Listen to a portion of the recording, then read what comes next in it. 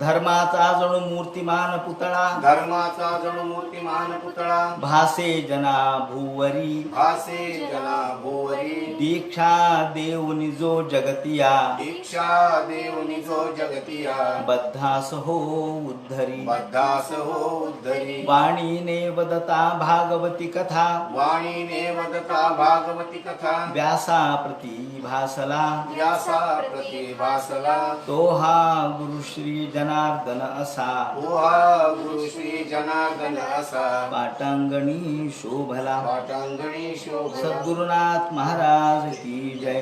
हरे नमः. कपिल उवाच अथ यो गृहमेधियान् धर्मावेना वसन ग्रहे काममर्थं च धर्मान् स्वान् दोग्धि भूय पिपर्तितान्. भगवान वेदव्यास वर्णन करून सांगू लागले. शुकाचार्य राजा परीक्षितीला सांगतात आणि मैत्रेय विदुराला सांगतात आणि इकडे भगवान कपिल महामुनी देवहूतीला सांगू लागले. हे देवहूती आईला ते म्हणतात, हे आई, जीवाची जी दुर्गती आहे ती मी तुला या ठिकाणी सांगितली. आणि जीव कसा जन्माला येतो, गर्भवास कसा भोगतो आणि वार्धक्यामध्ये त्याची काय दुरवस्था होते. केवळ संसारासक्त असलेला पुरुष, कुटुंबासक्त असलेला पुरुष किंवा जीव, मग पुरुष असो नाही तर स्त्री असो, कुटुंबासक्त जो आहे त्याची दुर्गती ठरलेली आहे. आणि त्यामुळं त्याचा गर्भवास, त्याची दुःखद स्थिती ही तुला मी या ठिकाणी वर्णन केली.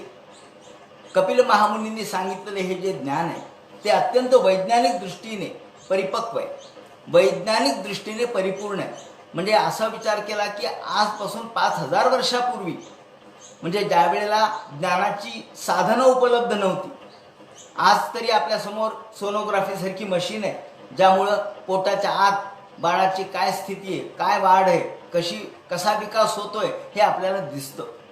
परंतु त्या काळामध्ये 5000 वर्षापूर्वी कोणत्याही प्रकारची साधन सामुग्री उपलब्ध नसताना, कोणत्याही प्रकारची वैज्ञानिक अशा प्रकारची भौतिक दृष्टिकोनातून साधन सामुग्री नसताना केवळ ज्ञानदृष्टीच्या जोरावर त्यांनी गर्भस्थिती सांगितली, गर्भाची वाढ सांगितली, त्याचा विकास सांगितला. आज स्त्रीरोग तज्ज्ञाच्या समोर जेव्हा हे शास्त्र किंवा हे विवेचन येतं तेव्हा लोक म्हणतात की त्यावेळेला 5000 वर्षापूर्वी इतका परिपूर्ण विचार करणारे कपिल महामुनी होते. म्हणजे भारतीय ज्ञान किती श्रेष्ठ होतं, भारतीय तत्वद्रष्टे किती मोठे होते की जे आरपार बघू शकत होते. आपल्याला भिंतीच्या पलीकडचं दिसत नाही, परंतु ज्ञानदृष्टीने या भिंतीच्या पलीकडचं पाहणारे खरे द्रष्टे. मग भिंत असो किंवा अडचण आणणारी कोणती गोष्ट असो, पोटाच्या आतमध्ये काय विकास चाललाय, कशा प्रकारची वाढ होते, त्याचं डोकं कधी निर्माण होतं, त्याचे हातपाय कधी निर्माण होतात, तो कशा अवस्थेत झोपलेला आहे, खाली डोकं आणि वरती स्थिती त्याची पायाची कशी आहे, त्याप्रमाणे तो धनुष्याकार कसा आहे, तो गरगर कसा फिरतो, दक्षिण दिशेला म्हणजे अर्थात उजव्या बाजूला, भ्रमती दक्षिणे असं म्हटले, उजव्या बाजूला तो कसा फिरतो, स्त्रीच्या पोटामध्ये तो कसा फिरतो, हे खरं म्हणजे स्त्री झाल्याशिवाय कळत नाही. त्याच्यातही जिला संतान आहे ती स्त्री हे सांगू शकते. परंतु प्रत्यक्ष कपिल महामुनी पुरुष असताना सुद्धा, आता इथे पुरुष आणि स्त्री हा मुद्दा नाही आहे, ज्ञानदृष्टी किती मोठी आहे, त्यांना सगळ्या स्त्रीच्या व्यथा, तिच्या जाणीवा त्यांना कळाल्या. त्याचप्रमाणे कोणकोणते अवयव कधी निर्माण होतात याचं विवेचन त्यांनी केलं. ही वैज्ञानिक दृष्टिकोनातून घेतलेली झेप म्हणजे भागवत पुराण केवळ पुराणातली वांगी पुराणात ठेवा या प्रकारचं नाही आहे, किंवा कोणतेही पुराण जे व्यासाने लिहिलेले ते अलौकिक आहे, दिव्य ज्ञान देणारे, आध्यात्मिक ज्ञान त्यामध्ये आहे, भौतिक ज्ञान त्यामध्ये आहे, विज्ञान त्यामध्ये आहे. म्हणून ज्ञान विज्ञान यांचे समन्वितम, ज्ञान आणि विज्ञान संयुक्त अशा प्रकारचे विवेचन आपल्याला सर्वत्र आढळतं.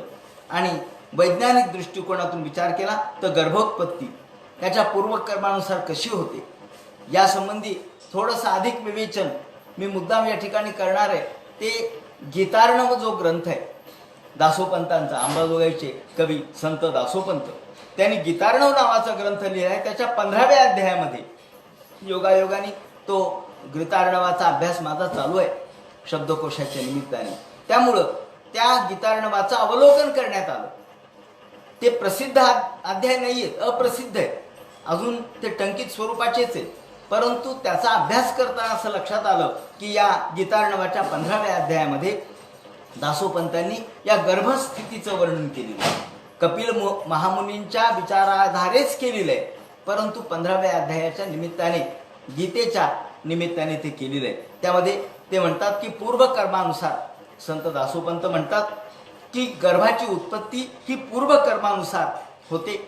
पाऊस पडतो, पावसाच्या मधून त्याच्या थेंबातून तो जीव जमिनीत धान्यामध्ये जातो, धान्यातून तो रेता कणामध्ये जातो, रेतकणातून तो स्त्री बीजाशी त्याचा संयोग होतो आणि तिथे त्याची वाढ होते. याप्रमाणे त्यांनी वर्णन केलंय की किम तरुवराची आगरी ते आतुनी बाहेरी येणे प्रकारे वाढी धरी झाड होय. ज्याप्रमाणे आपण बी पेरतो आणि त्या बीजामध्ये सर्व प्रकारची झाडाची स्थिती आधीच संपुष्ट स्वरूपात असते, सूक्ष्म स्वरूपात असते, ज्याला आपण आजच्या नव्या भाषेत, अगदी कॉम्प्युटरच्या भाषेत सांगितलं तर प्रोग्राम दिलेला आहे असं म्हणू आपण. हा प्रोग्राम त्या ठिकाणी दिलेला आहे.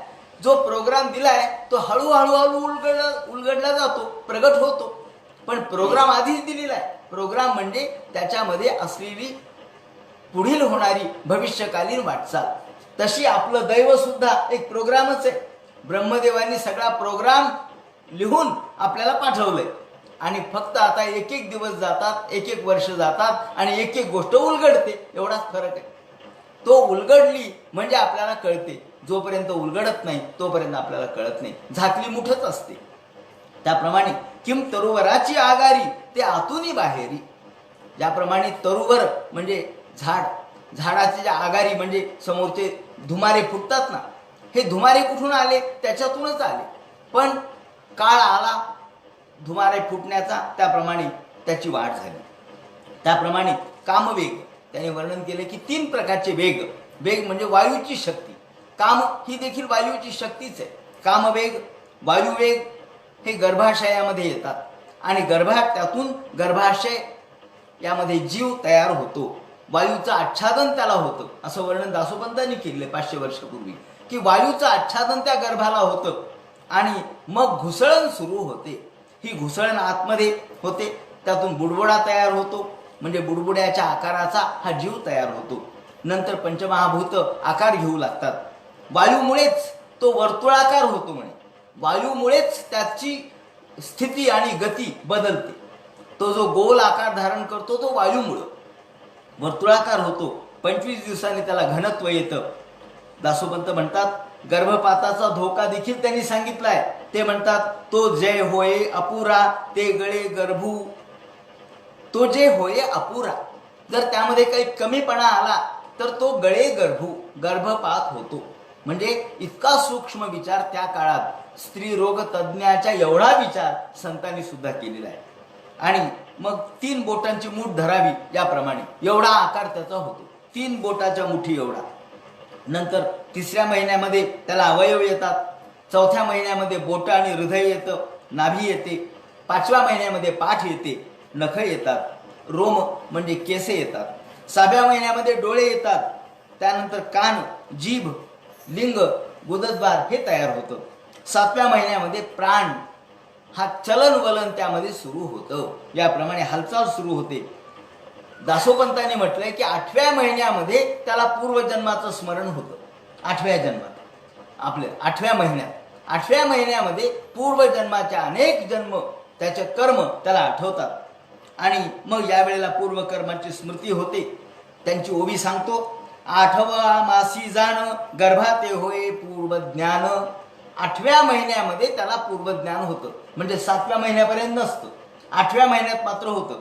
8वा मासी जाण गर्भाते होय पूर्वज्ञान. नाना जन्मी आचरण जे जे केले.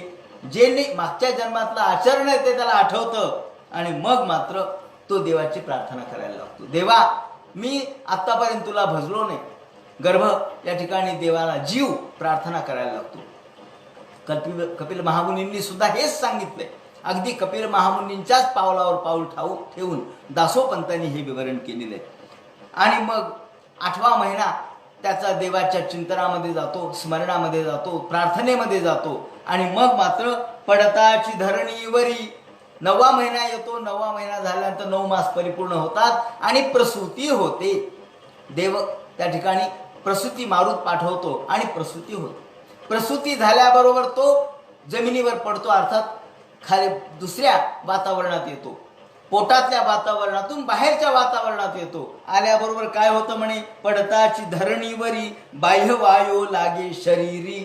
बाहेरचा वायू लागतो. लोकांना बाहेरचा वायू लागला की मग त्यांचं वागणं बदलतं. आतला वायू असतो तोपर्यंत तो गर्भात असतो, त्याला आठवण असते. पण बाहेर आल्याबरोबर बाहेरचा वारा लागतो. तेने पूर्वस्मरण अवधारी मोहन पडे. इथे आपल्याला स्पष्ट कळतं की पूर्वजन्म तेवढ्या पुरता आठवतो 8व्या महिन्यात, पण नंतर का विसरतो, तर बाहेरच्या वातावरणात आल्याबरोबर बदल होतो. वातावरणात बदल होतो. जसं आता आपण पृथ्वीचं वातावरण आहे, इथून चंद्राच्या वातावरणात गेलं की बदल होत नाही का. गुरुत्वाकर्षणात बदल होतो, त्यातल्या स्थितीगतीत बदल होतो, आपल्या चालण्या बोलण्यात बदल होतो. हे सगळं बदल होतो. वातावरण बदललं की स्थानांतर झालं, वातावरण बदललं की परिवर्तन होतं. त्याप्रमाणे तो या जन्मात प्रगट झाल्याबरोबर, जन्माला आल्याबरोबर तेने पूर्वस्मरण अवधारी मोहन पडे. पूर्वजन्मीचं स्मरण संपतं. तुम्ही म्हणताल कशावरून हो, आता याच्यावर विश्वास का ठेवायचा, इथून प्रश्न निर्माण होतो. विश्वास का ठेवायचा याचं दुसरं उत्तर असं आहे, हे खोटं का सांगतील याचं उत्तर द्या. की यांना काय मिळणार होतं खोटं सांगून, तुम्हाला भुलवून, तुम्हाला खोटं सांगून यांना काय मिळणार होतं. म्हणून ज्या अर्थी यांचा त्यामध्ये काही स्वार्थ नाही, त्या अर्थी हे खरं असलं पाहिजे. आपल्याला विश्वास तर ठेवावाच लागेल. विश्वास हा फलदायक आहे. विश्वास हाच फलदायक आहे. याच्यात काय त्याच्यात काय, हे खोटं आहे ते खोटं आहे असं म्हणलं म्हणजे तूच काही फार ज्ञानी नाहीयेस. जगामधलं सगळं ज्ञान काही तुझ्याजवळ आहे असं नाही. अशा अनेक गोष्टी आहेत की ज्याचं आपल्याला ज्ञान नाही. विज्ञानाला सुद्धा ज्ञान नाही. म्हणून असं म्हणतात की where science ends metaphysics starts. जिथं विज्ञान थांबतं तिथे अध्यात्म सुरू होतं. या ठिकाणी हे अध्यात्मशास्त्रामधले तज्ज्ञ होते. म्हणून आईला सुद्धा कपिल महामुनी हेच सांगतात की बाहेर आल्याबरोबर तो सगळं विसरतो, पुन्हा या सगळ्या संसाराच्या राहटगाडीत अडकतो. आणि हे आई याप्रमाणे तो या सगळ्यामधून बाजूला, धर्मशास्त्रातून बाजूला पडतो. अथयो ग्रहमेधी यान, तो ग्रहमेधी होतो. या ठिकाणी गृहस्थ धर्म वेगळा आणि ग्रहमेधी वेगळा. आता मेधी म्हणजे काय हो, गृहस्थ धर्म काय आणि ग्रहमेधी काय, याच्यातला सूक्ष्म फरक असा आहे की गृहस्थ हा धर्म आहे, मग आलेल्या गेलेल्याचा सत्कार करणे. गृहस्थाश्रम धर्माला खूप उच्च स्थान दिलंय. गृहस्थाश्रम धर्म हा फार श्रेष्ठ आहे असं मानलंय. म्हणजे 4 आश्रम धर्मामध्ये श्रेष्ठ कोणता आश्रम असेल तर गृहस्थाश्रम. का बरं, तर तिथे अतिथीचं स्वागत होतं, अभ्यागताचं स्वागत होतं, संन्याशाला भिक्षा मिळते, ब्रह्मचार्याला भिक्षा मिळते, आगत स्वागत प्रकार होतो, धर्मकर्म होतं, कुलाचार कुलधर्म होतात. म्हणून गृहस्थाश्रम धर्म श्रेष्ठ आहे. पण ग्रहमेधी म्हणजे काय, ग्रहमेधी म्हणजे केवळ घरात एखादा अडकावा प्राणी, जसा कुत्रा हा घराच्या रक्षणासाठी असतो, पण तो कुत्रा ज्याप्रमाणे फक्त घराच्या दारात बसलेला असतो, तो फक्त या घराचं रक्षण तेवढं करतो आणि भाकरीसाठी तो प्रामाणिक राहतो. त्याप्रमाणे हा जीव जर केवळ घरामध्येच लिप्त झाला, घरातल्याच गोष्टीत लिप्त झाला, तर तो ग्रहमेधी आहे. तो गृहस्थाश्रमी धरी नाही, तो ग्रहमेधी आहे. आणि म्हणून हे आई सकाम भावाने केवळ कामपूर्तीसाठी जो घरामध्ये थांबतो तो ग्रहमेधी आहे. ग्रहमेधी या ठिकाणी जसं आपल्या अश्वमेध हा यज्ञ आहे, मेध म्हणजे हत्या. या ठिकाणी प्रत्यक्षात जरी अश्वाची हत्या होत नसली तरी सुद्धा मेध शब्दाचा अर्थ हत्या किंवा नष्ट करणे. तो घरामध्ये तो स्वतःला सर्वस्व समर्पित करतो, घरामध्ये समर्पित होतो. घरामध्ये तो गृहस्थामध्ये केवळ धर्माच्या ऐवजी तो केवळ काम आणि आपल्या अर्थ या गोष्टीमध्ये तल्लीन होतो. सचापी भगवत धर्मात काम मूढ परांगमुखा. आणि तो काममूढ परांगमुख असलेला हा जीव केवळ धर्माला परांगमुख राहिलेला आणि केवळ कामामध्ये तल्लीन असलेला, या ठिकाणी कपिल महामुनी दोन प्रकारचे मार्ग या ठिकाणी सांगतात. ते म्हणतात, जो केवळ घरामध्येच काम आणि या अर्थ यामध्येच तल्लीन आहे, तो केवळ सकाम भावाने सगळं ग्रहकृत्य करतो, तो असा निष्काम नसतो. तर तो कर्मयोगी, केवळ काम करणारा आणि केवळ आपल्या कामामध्ये गृहस्थ धर्मामध्ये तल्लीन न होता केवळ भोगामध्ये तल्लीन होतो. जो भोगात तल्लीन होतो तो मेल्यानंतर, तो गेल्यानंतर त्याची काय स्थिती होते ते म्हणतात, गत्वा चांद्रमसं लोकम सोमपा पुनरेष्यती. जो असा केवळ संसारासक्त आहे, त्याच्या मृत्यूनंतर आपल्याला वाटतं, काही लोक म्हणतात, काय आता यावत जीवेत सुखं जीवेत ऋणं कृत्वा घृतं पिबेत भस्मीभूतस्य देहस्य पुनरागमनं कुतः. अहो, भस्मीभूत देह झाला, पण मन भस्मीभूत कुठं झालं? देह झाला, पण तुमचा जो सूक्ष्म देह आहे तो भस्मीभूत झाला नाही. तुमचं जे मन आहे, मन जन्मापासून तेच आहे म्हणे, अनेक जन्मामध्ये मन तेच असतं, संस्कार तेच असतात. त्यामुळं तो जो तुमचा लिंग देह आहे तो नष्ट झाला नाही. मग त्याचं पुनरागमन आहे. या देहाचं पुनरागमन कुठं सांगितलंय त्यांनी? पुनरागमन कुठं, हा बरोबर आहे, हा देह तर इथंच पडतो, पण सूक्ष्म देह त्याच्यासोबत जातो. कारण ते म्हणतात, मग हा जो सूक्ष्म देह आहे तो गत्वा चांद्रमसं लोकम. या ठिकाणी आपण जेव्हा आहुती देतो, 12 आहुत्या जेव्हा देतो अग्निहोत्राच्या वेळेला किंवा आपल्या वैश्वदेवाच्या वेळेला, त्यावेळेला अनेक जोड देव सांगितले. त्यापैकी एक आहे ज्याला चंद्र म्हणजे सोम आणि अग्नी हे जोड देव आहेत. अग्निशोमाभ्याम स्वाहा अग्निशोमाभ्याम इदन्न मम. तर सोम म्हणजे सोम, अग्नी आणि सोम. तर हे जगाचे दोन तत्व आहेत, एक शीत आहे, एक उष्ण आहे, एक चंद्र आहे, एक सूर्य आहे, एक अग्नी आहे, एक शांतता आहे. जो चंद्र आहे तो वनस्पतीला वर्धक आहे, जो सूर्य आहे तो बाकीच्या गोष्टीला वर्धक आहे. त्याप्रमाणे यदा ते म्हणतात चांद्रमसं लोकम, असा जो केवळ भोगासक्त आहे तो चंद्रलोकामध्ये जातो. चंद्रलोकात गेल्यानंतर सोमपा पुनरेष्यती, तो मात्र तिथे जातो आणि तिथून पुन्हा त्याच्या वासना शिल्लक राहतात आणि तो पुन्हा परततो. तो पुन्हा आपल्या कुटुंबामध्ये जन्म घेतो. मग तो आपल्या कुटुंबामध्ये मुलाच्या नातवाच्या रूपाने जन्माला येतो. याप्रमाणे गत्वा चांद्रमसं लोकम सोमपा पुनरेष्यती यदा चाहींद्र शय्यायाम शेते नंतासनो हरी तदा लोकालम यांती तयेते ग्रहमेधीनाम. आणि याप्रमाणे ग्रहमेधी हा पुन्हा पुन्हा पुन्हा पुन्हा जन्म मृत्यूच्या फेऱ्यात अडकतो. तो पुन्हा वंशामध्ये जन्म घेतो, कारण त्याच्या वासना शिल्लक राहिलेल्या असतात, म्हणून तो जन्म घेतो. याला म्हणतात, यालाच धूम्रमार्ग असंही म्हणतात. कोणी त्याला चंद्रमार्ग असंही म्हणतात, कोणी धूम्रमार्ग असंही म्हणतात. असे आणि दुसरा जो मार्ग आहे तो आहे आर्ची मार्ग किंवा सूर्यमार्ग किंवा दीपमार्ग. जो कर्मत्यागी आहे, जो कर्म आपलं सर्व त्यागून केवळ भगवदार्पण वृत्तीने कर्म करतो, तो ज्ञानी कर्मत्यागी असतो. तो त्याचा मृत्यू उत्तरायणामध्ये होतो. तो सूर्यलोकात जातो आणि स्वर्गातील, आता दिवसाचा काळ आणि रात्रीचा काळ, तर उत्तरायण हा स्वर्गातल्या दिवसाचा काळ आहे. म्हणजे उत्तरायण हा दिवस आहे, आणि कारण 6 महिन्याचे दिवस आणि 6 महिन्याचे रात्र जे आपल्याला उत्तर ध्रुवावर दिसते, त्याप्रमाणे स्वर्गातला हा दिवस आहे. आणि म्हणून जो उत्तरायणामध्ये ज्याचा मृत्यू होतो तो सूर्यलोकात जातो. तो स्वर्गातील दिवसाचा तो काळ असल्यामुळं तो देवलोकात जातो. आता त्याची गती या ठिकाणी या 2 प्रकारच्या मृत्यूनंतरच्या गती सांगतात. एक धूम्रमार्ग म्हणजे चंद्रमार्ग अज्ञानी लोकांचा, आणि दुसरा आर्ची मार्ग दीपमार्ग म्हणजे सूर्यमार्ग. आता याचं अधिक विवरण दासोपंतांनी केलेलं आहे, ते सांगतो. त्यांनी म्हटलंय की देवलोकात तो जातो, देवलोकातून सूर्यलोकात जातो, सूर्यलोकातून वैद्युत लोकात जातो, वैद्युत लोकातून मानस लोकात जातो, आणि मानस लोकातून ब्रह्मलोकात जातो. अशा पद्धतीने हा जो ज्ञानी आहे, कर्मत्यागी आहे, त्याची आर्ची मार्गाने प्रवास होतो.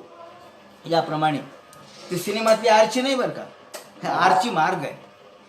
म्हणजे त्या प्रकाश मार्गाने, अर्चिष्मान असा शब्द आहे ना आपल्या विष्णू सहस्रनामामध्ये, अर्चिष्मान प्रकाशमान.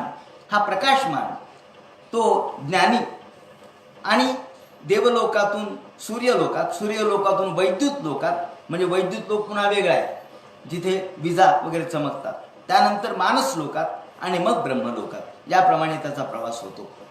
आणि त्या हा जो जीव आहे जो केवळ कुटुंबासक्त आहे, तो पुन्हा पुन्हा या जीवनामध्ये जन्माला येतो. तो कसा येतो त्यांनी सांगितलंय की ज्याप्रमाणे, याचं वर्णन भागवतात अनेक ठिकाणी केलेलं आहे की तृणजलुकेयम, ज्याप्रमाणे एखाद्या किंवा सूक्ष्म निरीक्षण केलेलं आहे की एखाद्या पानावर एखादा किडा किंवा आळी आहे.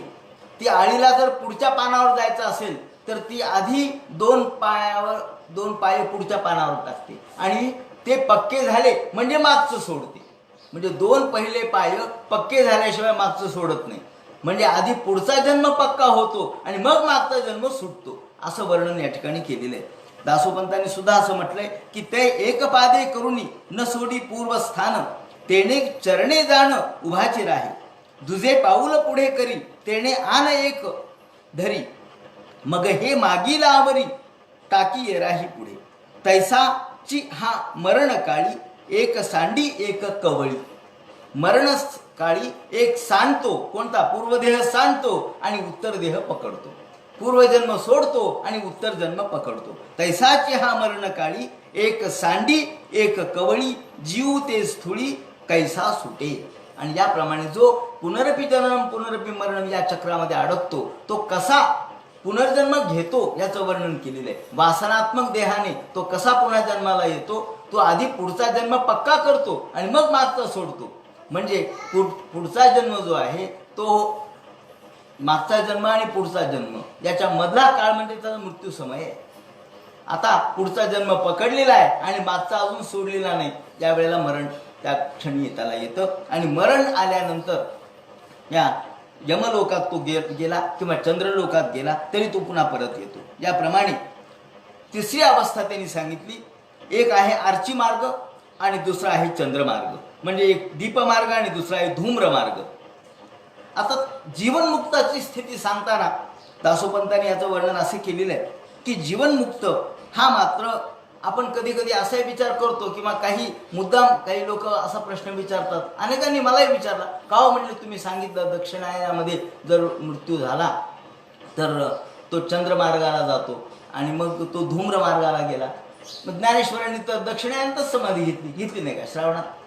जनार्दन स्वामींनी श्रावण महिन्यात कसं काय?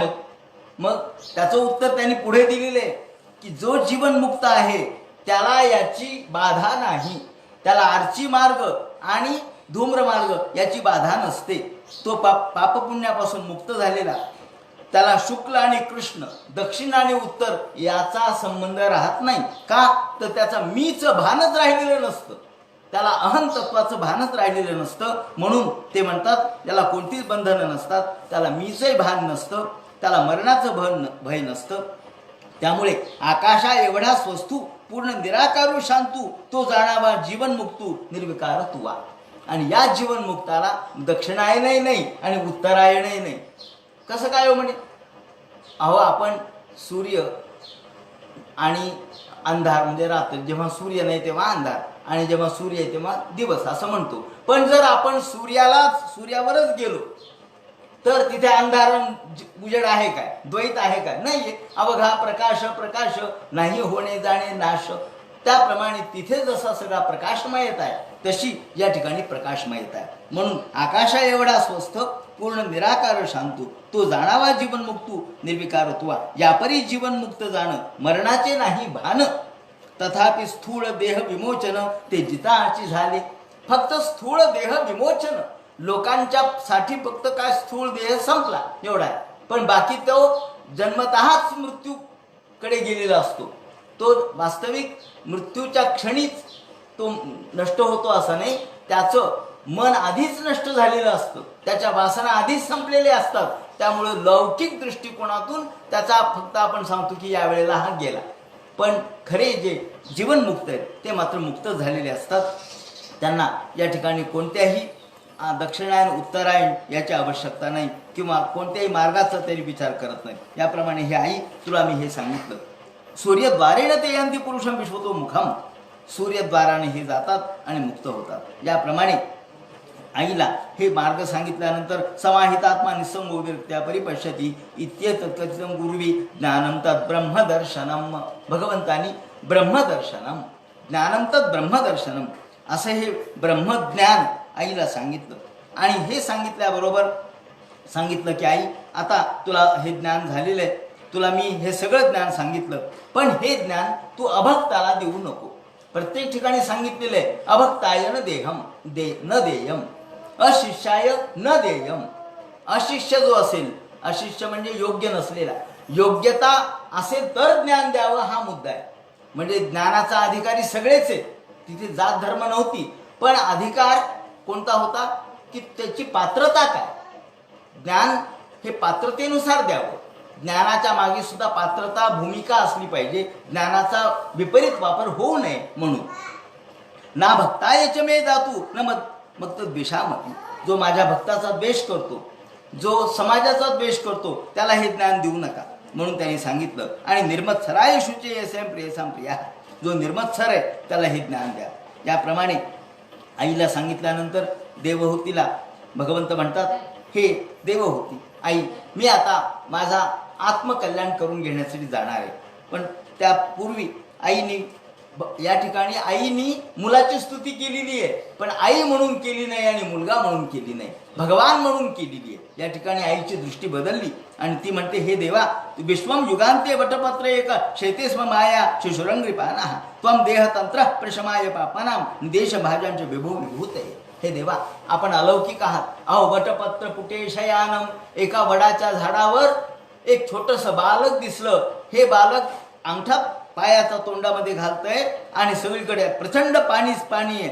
असा युगांते, जेव्हा सगळं युग संपलं, जेव्हा प्रलयकाल झाला, अशा वेळेला एवढ्या समुद्रात एक वटपत्रावरचं भगवंताचं स्वरूप पाहिल्यानंतर मुकुंद अवताराचं वर्णन या ठिकाणी केलेलं आहे. त्वम देहतंत्र प्रशमाय पापमानाम. देवा, तुम्ही असा अलौकिक चमत्कार करता, तुम्हाला नमस्कार असो. त्याप्रमाणे भगवंताला नमस्कार केला. वंदे विष्णू कपिलम वेदगर्भम.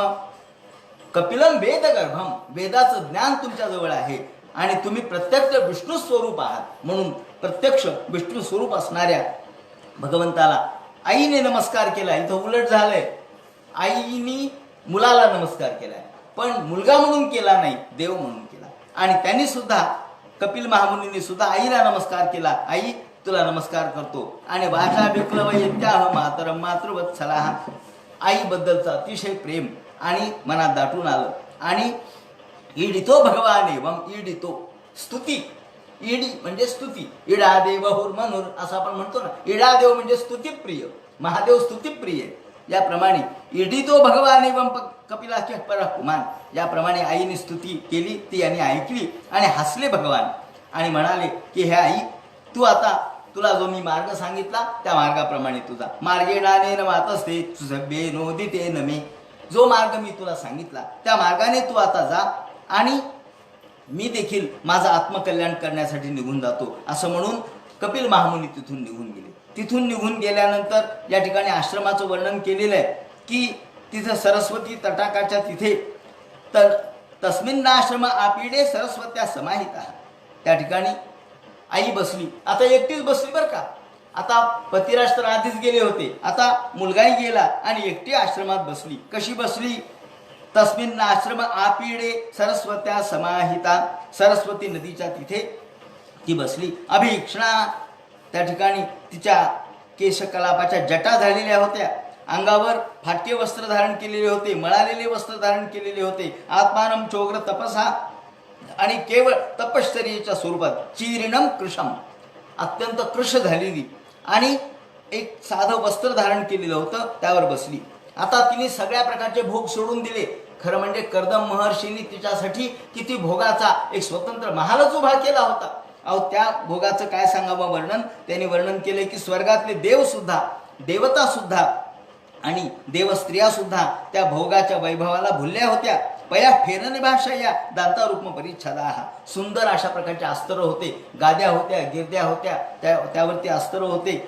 त्याचप्रमाणे सुंदर पंखे होते आणि हैमानी सुवर्णांकित अशा प्रकारचे तिथे खांब लावलेले होते. स्वच्छ स्फटिक कुड्येषु महामारकतेषु च. स्वच्छ स्फटिकाच्या आणि महामारकत नावाच्या रत्नाच्या फरशा होत्या. त्या चमचम चमचम चमकत होत्या. दिव्याची गरज नव्हती, त्यांचाच प्रकाश सगळीकडे पडलेला होता. रत्नप्रदीपा आभांती ललना रत्न संयुता गृहोद्यान कुसुमते रम्यम बभरमुद्रमयी. त्याप्रमाणे सगळीकडे गायन करणारे पक्षी होते, पशु होते, मोर होते आणि सुंदर उद्यान होते. घर सजवलेलं होतं, पण आता मात्र तिला त्याच्यात आनंद नव्हता. सांगायचं या ठिकाणी मुद्दा असा आहे की हीच गोष्ट ज्या वेळेला तिने भोग भोगले त्यावेळेला हेच होतं. आणि यांनी आपल्या तपस्सामर्थ्याने, योग सामर्थ्याने हे सगळं निर्माण केलं आणि जसं तसं ठेवलं, पण आता मात्र तिला त्याच्यात आनंद नव्हता. ती म्हणाली बस हे सगळं आहे, पण हे सगळं सोडून आता मी सरस्वतीच्या नदीच्या तटाकावर फक्त तपश्चर्या करणार आहे. हित्वात अदीप्सित. याप्रमाणे भगवंतांनी सांगितलेल्या सगळ्या ज्ञानाचा विचार ती करू लागली, चिंतन करू लागली. आणि पुत्र विश्लेषणातुरा. पतीचा वियोग तर आधीच झाला होता, आता पुत्राचा वियोग झाला. त्यामुळं तिचं मुख अत्यंत सुकून गेल्यासारखं झालं, उदास झालं आणि ती शांततेने बसली. वनम प्रविजिते पत्या.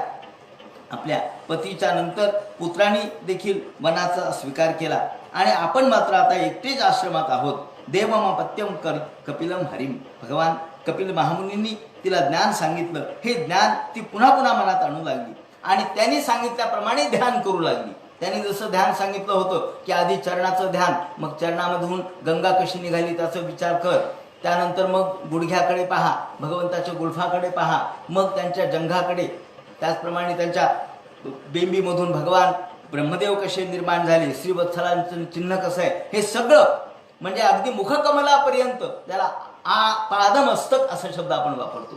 पादमस्तक, पायापासून ते मस्तकापर्यंत हे ध्यान ती करू लागली. ध्यायती भगवद रूपम यदा ध्यान गोचरम. भगवान ध्यान गोचर नाहीये, परंतु सहजासहजी तो आपल्यासमोर उभा राहू शकत नाही ध्यानात, पण ती मात्र एकाग्र चित्ताने भगवंताचं स्मरण करू लागली, अनुस्मरण करू लागली आणि तल्लीन झाली. निवृत्त जीवा पतित्वात क्षीणक्लेशा निवृत्ती. त्याप्रमाणे तिची सगळी भ्रांती मिटून गेली, मनामध्ये सगळी शांती निर्माण झाली आणि आता काही आठवेना. न सस्मारतदात्मान स्वप्ने दृष्टमीबोध स्थिता. ज्याप्रमाणे माणूस स्वप्नातून जागा झाल्या, स्वप्नातलं खोटच वाटतं, स्वप्न निरर्थक वाटतं आणि स्वप्नातलं आठवतही नाही काही वेळेला. त्याप्रमाणे स्वप्नातली गोष्ट आठवून तो कधीच दुःखी होत नाही किंवा आनंदी होत नाही. तो स्वप्न हे स्वप्नवत आहे. त्याप्रमाणे तिने जो भोग भोगला तो सगळा स्वप्नवत तिला वाटू लागला आणि एकदम तप आणि योग यांनी युक्त झाली. भगवंतांनी सांगितल्याप्रमाणे योगाचा तिने अनुभव घेतला आणि दैवगुप्तन्न बुबुधे वासुदेव प्रविष्ट धीही. त्यानंतर भगवान कपिल महामुनींनी एवं सा कपिलोक्तेन मार्गेणा चिरतः परम. मार्ग जो कपिल महामुनींनी सांगितलेला आहे त्या मार्गाप्रमाणे ती चिंतन करत करत तिने योग साधना या ठिकाणी साध्य केली. सांगायचं असं की स्त्री असून, अबला असून किंवा ती स्वतःला अज्ञानी म्हणत होती, ती अज्ञानी असून सुद्धा तिने योग मार्गाचं आचरण केलं आणि आत्मानं ब्रह्मनिर्वाणम. आपला आत्मा ब्रह्माला मिळवला, सगळं ब्रह्मांड आपल्यामध्ये सामावून घेतलं आणि त्या ठिकाणी तद्वीरासीत पुण्यतमं क्षेत्रम त्रैलोक्य विश्रुतम. त्या ठिकाणी आपल्या जो देह आहे, सगळा पंचमहाभूताचा देह आहे ना, ज्याचे त्याला जे ते अर्पण करून टाकलं, म्हणजे याच्यातली उष्णता अग्नीला देऊन टाकली, याच्यातला पाण्याचा भाग पाण्याला देऊन टाकला, रक्त वगैरे, त्याप्रमाणे हाडाचा भाग पृथ्वीला देऊन टाकला, पोकळीचा भाग आकाशाला देऊन टाकला आणि वायूला देऊन टाकला. आता काय राहिलं सांगा? पृथ्वी, तेज, आप, वायू, आकाश हे सगळं या ठिकाणी पंचमहाभूताकडून आणलेलं उष्ण आपण काय करतो? उष्ण आणतो आणि आपल्या जवळ ठेवतो. आपण म्हणतोय उष्ण नाही द्यायचं परत. अहो, परत देण्याच्या बोलीवर तर आणलेलं आहे आपण हे, पण आपण मात्र उसणं परत देत नाही. उसणं देताना कांपू करतो. देव मात्र तुम्हाला ठेवत नाही. देव म्हणतो नाही तू देत नाहीस का मी घेऊनच जाणार नाही. कसा देत नाही. याप्रमाणे तिने सगळं उसणं परत केलं. पृथ्वी, आप, तेज, वायू आणि आकाश या पंचमहाभूताकडून आणलेल्या गोष्टी सगळ्या पंचमहाभूताला देऊन टाकल्या. तस्यास्तद योग विदुतर मार्त्यम मर्थ्यम अभूत सरित. आणि सरिता रूप झाली, नदी रूप झाली असं वर्णन केलेलं आहे. ती एकदम आपल्या स्वतःच्या सगळं जे भौतिक स्वरूप आहे तिने नष्ट केलं, जलरूप झाली. आणि तेच तीर्थ म्हणून त्या ठिकाणी झालं. स्त्रोतसाम प्रबला सौम्य सिद्धिदा सिद्ध सेविता. तेच या ठिकाणी प्रत्यक्ष देवहूती तीर्थ म्हणून ती सरिता रूपाने त्या ठिकाणी प्रगटली. इकडे सिद्ध गंधर्व चारण आकाशामध्ये आले. त्याने पुष्पवर्षाव केला आणि देवहूतीचा जय जयकार केला. कपिल महामुनींचा जय जयकार केला. स्तूयमान समुद्रेण दत्तार्हण निकेतनाः. याप्रमाणे मैत्रेय म्हणतात विदुरा प्रत्यक्ष आईला ज्ञान सांगून तिला ब्रह्मतत्वाची प्राप्ती भगवंतांनी करून दिली. आणि हेच कपिल महामुनी यांचं चरित्र, त्यांचं ज्ञान जो ऐकतो तो या इदम शृणोति यो विधत्ते कपिल मुनेर मतमात्म योग गुह्यम भगवती कृतते सुपर्णकेता उपलभते भगवत पदार बिंदम. त्याला भगवंताचं पद प्राप्त होतं. तो भगवंताच्या पदाला प्राप्त होतो. त्याप्रमाणे या कपिल महामुनींचं आख्यान हे तिसरा स्कंध या ठिकाणी समाप्त झाला. आता चौथ्या स्कंधाला ते सुरुवात करतात. आता मैत्रेय विदुराला काय प्रश्न विचारतील. आणि चौथ्या स्कंदामध्ये प्रामुख्याने भगवान शिव आणि पार्वती आणि या ठिकाणी दक्षाचा यज्ञ या संबंधीची जी कथा या ठिकाणी सांगायला सुरुवात करतील तो सगळा उद्या सांगण्यात येईल. हरे नमः पुंडलिक वरदे हर विठ्ठल सीताकांत स्मरण जय राम पार्वती पते हर हर महादेव श्रीमज्जनार्दन गुरुमूर्तये.